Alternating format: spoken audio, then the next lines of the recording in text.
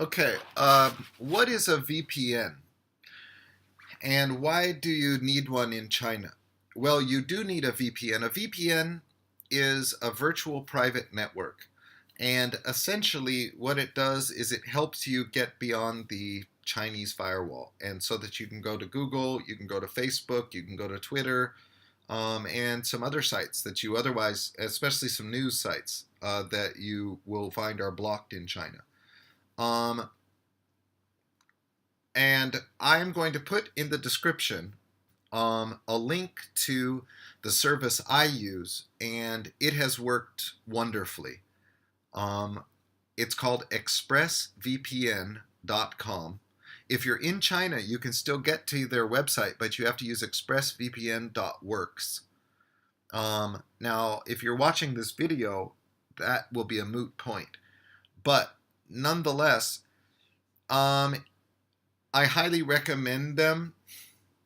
Um, they, it usually costs about, 10 or 15 bucks a month. You really need to get it. Get it. I'll put a link to them in the description down below. One thing that's totally cool with them is one, they have a very large user base, and they also have gone so far as to develop business relationships with Chinese banks so that when you get your Chinese bank account and your Chinese credit card or your Chinese debit card, and believe me, you will be able to do that. Everyone can do it. People say, "Oh, I have bad credit." I know a guy who has the worst credit in the world. He can open as many bank accounts as he wants in China. It's absolutely no friggin' problem. Um, you can pay. You don't need to use your U.S. credit card, although you can. You don't need to use your PayPal account, although you can. You can use your Chinese bank account with your Chinese debit card, and you will get one. Eventually, you will have one in China. I have two or three.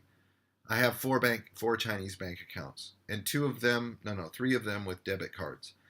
But at any rate, you can use those to pay for it. It makes it very convenient. Um, Somebody's calling me. Just a moment. This is going to take 1 second here. 你好，我可不可以给你回电？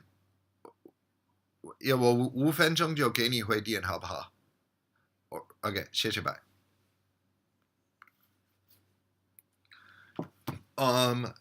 So, well, at any rate, I'll put a link to them down in the description down below. And there's a speed test because they use servers all over the place.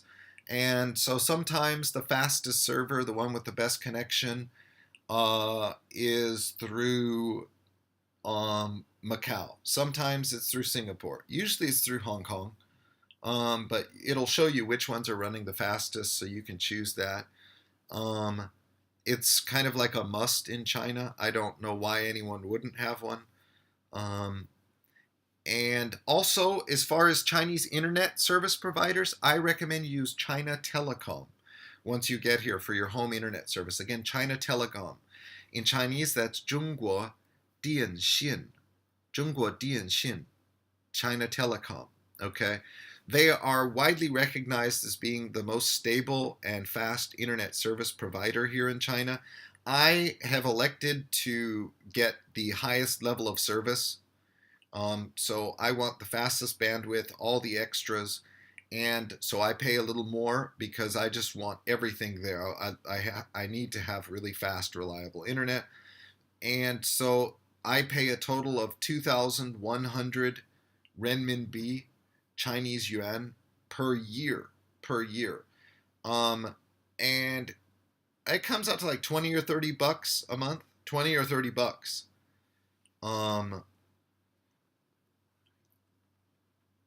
Yeah, something like 30, but yeah, it's about like 30 bucks. It's about 30 bucks a month. But it's worth it. It's worth every penny to have fast internet in your apartment. Um, and okay. Oh, I know there are others, but I know there are others at work. That's fine. I'm not going to say anything against them. I just happen to know that right now, over the last 2 years, they have been exceedingly, they have been awesome. Okay, and right now it's May 8th, 2016. So they're currently working well as well.